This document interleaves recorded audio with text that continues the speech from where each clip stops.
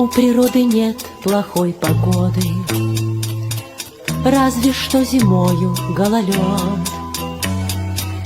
И немного дождь, что льет полгода, ветер кровлю иногда сорвет.